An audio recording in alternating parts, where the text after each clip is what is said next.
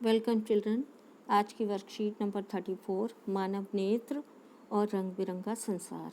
आज इस वर्कशीट में आप मानव नेत्र के बारे में, आँख की समंजन क्षमता के बारे में और प्रिज्म के बारे में जानकारी प्राप्त करेंगे।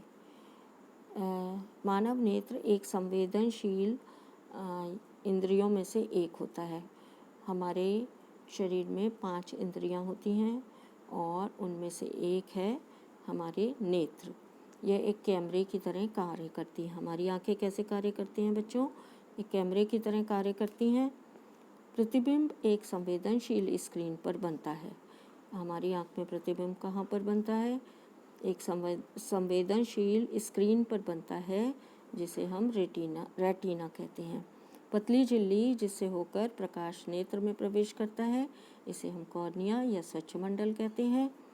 नेत्र गोलक आकार में गोलाकार होता है, जिसका व्यास लगभग 2.3 सेंटीमीटर होता है। नेत्र गोलक जिसमें आँख होती है हमारी, वो गोलाकार होता है और व्यास कितना होता है बच्चों? 2.3 सेंटीमीटर। क्रिस्टलीय लेंस की उपस्थिति रेटिना पर विभिन्न दूरी पर रखी वस्तुओं को समायोजित करने में मदद करती है।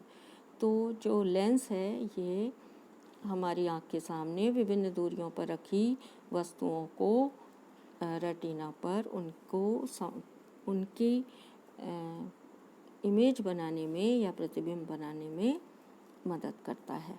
पुतली के आकार को नियंत्रित करने वाली गहरी पेशीय संरचना परितारिका कहलाती है। जो मस्कुलर संरचना है, पेशीय संरचना, इसका क्या कार्य है? पुतली के आकार को नियंत्रित करना। पुतली आँख में प्रवेश करने वाले प्रकाश की मात्रा को नियंत्रित करती है। पुतली क्या करती है? आँख में जितनी मात्रा में आँख में प्रकाश प्रवेश करता है, उसकी मात्रा को नियंत्रित करती है, कम ज़्यादा करती है। अभिनेत्र लेंस रेटिना पर वास्तविक उल्टा प्रतिबिंब बनाता है। तो हमारी आँख पर बच्चों रेटिना पर बनने वाला जो प्रतिबिंब है, वो वास्तविक होता है और उल्टा होता है। रेटिना में प्रकाश संवेदनशील कोशिकाएं होती हैं। रेटिना में क्या होती हैं? प्रकाश संवेदनशील कोशिकाएं होती हैं। जो प्रकाश संवेदनशील कोशिकाएं दृक तंत्रिका के माध्यम से मस्तिष्क तक संकेत भेजती हैं।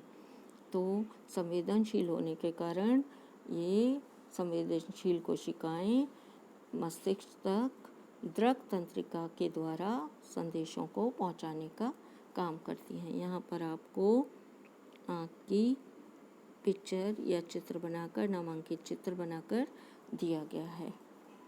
यहाँ पर सारे भागों को दर्शाया गया है आपको। ये आगे जो है, ये छोटा सा भाग, ये आइरिस है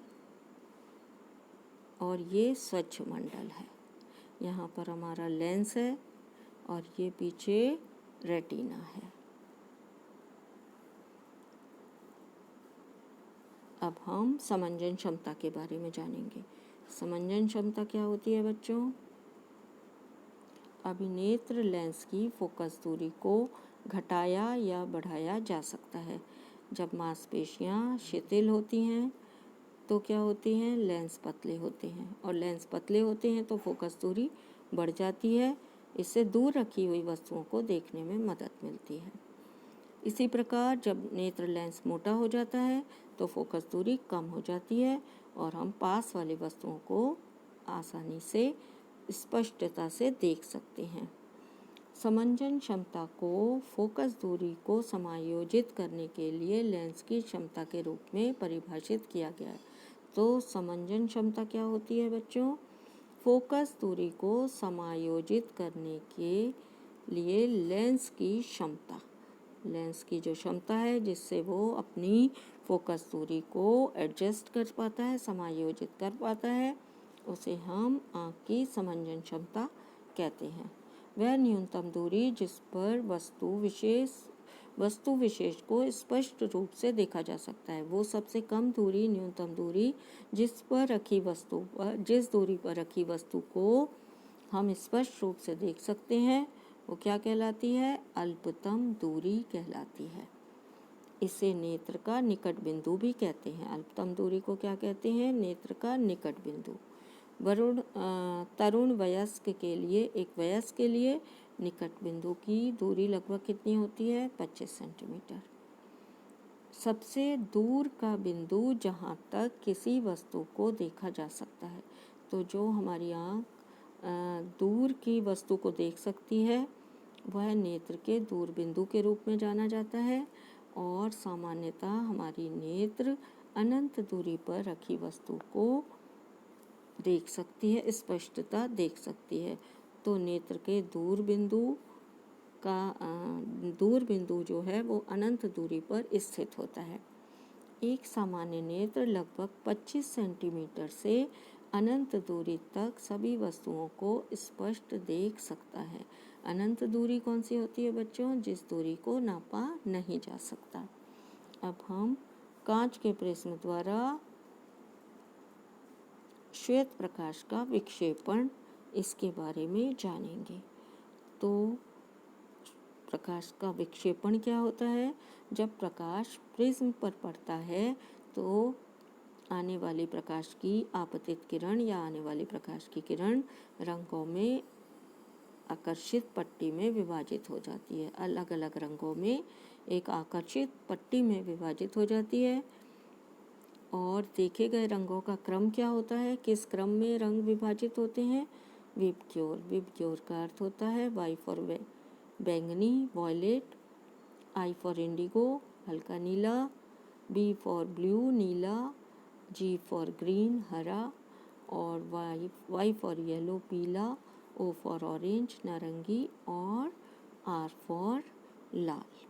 तो इस क्रम में रंगों में एक आपतित किरण विभाजित हो जाती है। रंगों की इस पट्टी को हम क्या कहते हैं? रंगों की इस पट्टी को हम स्पेक्ट्रम के रूप में जानते हैं या स्पेक्ट्रम कहते हैं। आपतित प्रकाश के विभिन्न रंगों में विभाजित होने को विक्षेपण कहते हैं। विक्षेपण क्या होता है बच्चों? जो आने वाली प्रकाश की किरण है जो प्रिज्म पर गिरने के बाद विभिन्न रंगों में विभाजित हो जाती है, उसे हम क्या कहते हैं? विक्षेपण। यह विभाजन प्रकाश किरणों के विभिन्न कोणों पर झुकने के कारण होता है। ये अलग अलग रंगों पर विभाजित क्यों होती है? प्रकाश किरण के विभिन्न कोणों पर अलग अलग रंग अलग अलग कोणों पर झुकते हैं, इसी कारण ये विभाजन होता है। बैंगनी प्रकाश सबसे अधिक झुकता है जबकि लाल प्रकाश सबसे कम झुकता है। इंद्रधनुष की परिघटना प्रकाश के विक्षेपण के कारण होती है। यहाँ पर आपको एक चित्र दिया हुआ है। चित्र में आपको रंगों का विक्षेपण दिखाया गया है। एक सफ़ेद प्रकाश की किरण जब प्रिज्म पर गिरती है तो वो 7 रंगों में विभाजित हो जाती है। इसे हम क्या कहते हैं? इसे हम स्पेक्ट्रम कहते हैं। प्रकाश विक्षेपण के कारण बने 7 रंगों के बैंड को स्पेक्ट्रम कहते हैं। अब स्वयं को आकलन करें, अर्थात क्वेश्चन आंसर करें। तो फर्स्ट क्वेश्चन, मानव नेत्र में निम्नलिखित भागों के कार्य लिखिए। रेटिना, कॉर्निया, परितारिका और छड़ और शंकु। तो रेटिना का क्या कार्य है बच्चों? रेटिना पर पर्दे पर प्रतिबिंब बनता है किसी वस्तु का। तो प्रतिबिंब एक संवेदनशील स्क्रीन पर बनता है। इस स्क्रीन को हम क्या कहते हैं बच्चों? रेटिना कहते हैं। कॉर्निया क्या होता है? पतली झिल्ली जैसी संरचना जिससे होकर प्रकाश नेत्र में प्रवेश करता है, इसे कॉर्निया या स्वच्छ मंडल कहते हैं। तो कॉर्निया क्या क्या कार्य है? कॉर्निया से प्रकाश नेत्र में प्रवेश करता है और रेटिना पर किसी वस्तु का प्रतिबिंब बनता है। स्क्रीन की तरह रेटिना कार्य करती है। आइरिस या परितारिका का क्या कार्य है? परितारिका एक गहरी पेशीय संरचना होती है और ये पुतली के आकार को नियंत्रित करती है। ये क्या करती है? पुतली के आकार को नियंत्रित करती है। और इसका दूसरा कार्य है आँख को रंग प्रदान करना। जो आँखों में रंग आता है, काली नीली भूरी आँखें होती हैं, उन आँखों को रंग प्रदान करना भी परितारिका का कार्य है। इसके बाद आपसे पूछा गया है शंकु और छड़। जो शंकु होते हैं उनका क्या कार्य है? शंकु जो तीव्र प्रकाश के लिए सुग्राही होते हैं। किस प्रकाश के लिए सुग्राही होते हैं? तीव्र प्रकाश के लिए सुग्राही होते हैं। और शलाकाएं या छड़ जो होती हैं वो मंद प्रकाश के लिए सुग्राही होती हैं। इसके अतिरिक्त शंकु रंगों की सूचनाएं भी भेजने का कार्य करते हैं। तो बच्चों, जो शंकु होते हैं वो तीव्र प्रकाश के लिए सुग्राही होते हैं, जबकि जो शलाकाएं या छड़ होती हैं वो मंद प्रकाश के लिए सुग्राही होती हैं। अगला क्वेश्चन, समंजन क्षमता को परिभाषित करें। क्या है? नेत्र का निकट बिंदु, नेत्र का दूर बिंदु। तो आपको बताना है समंजन क्षमता क्या होती है। तो हमारी आँख के लेंस की फोकस दूरी को समायोजित करने की क्षमता को हम समंजन क्षमता कहते हैं। लेंस की फोकस दूरी को समायोजित करने के लिए लेंस की क्षमता को कम ज़्यादा करने की क्षमता समंजन क्षमता कहलाती है। अब नेत्र का निकट बिंदु क्या होता है? वह न्यूनतम दूरी जिस पर वस्तु विशेष को स्पष्ट रूप से देखा जा सकता है, नेत्र का निकट बिंदु कहते हैं। और ये निकट बिंदु लगभग 25 सेंटीमीटर होता है। पार या नेत्र का दूर बिंदु क्या होता है बच्चों? सबसे दूर की बिंदु जहाँ तक किसी वस्तु को स्पष्ट देखा जा सकता है, नेत्र के दूर बिंदु के रूप में जाना जाता है या नेत्र का दूर बिंदु कहलाता है। और ये कितना होता है? ये दूर बिंदु हमारे लिए अनंत दूरी पर स्थित होता है, अर्थात हमारी आँख 25 सेंटीमीटर से अनंत दूरी तक सभी वस्तुओं को स्पष्ट देख सकती है। नेक्स्ट क्वेश्चन, स्पेक्ट्रम क्या है? उसमें रंगों का क्रम भी लिखिए। तो बच्चों, स्पेक्ट्रम क्या होता है? स्पेक्ट्रम होता है जब प्रकाश प्रिज्म पर पड़ता है तो यह आपतित प्रकाश रंगों में की आकर्षित पट्टी में विभाजित हो जाता है। और रंगों का क्रम किस प्रकार होता है? रंगों का क्रम विबग्योर, बैंगनी, इंडिगो, नीला, हरा, पीला, नारंगी और लाल होता है। और रंगों की इस पट्टी को हम क्या कहते हैं? रंगों की इस पट्टी को हम स्पेक्ट्रम कहते हैं। अगला क्वेश्चन, प्रकाश की कौन सी परिघटना इंद्रधनुष के निर्माण के लिए उत्तरदायी है? तो बच्चों, प्रकाश की कौन सी परिघटना है? प्रकाश का विक्षेपण।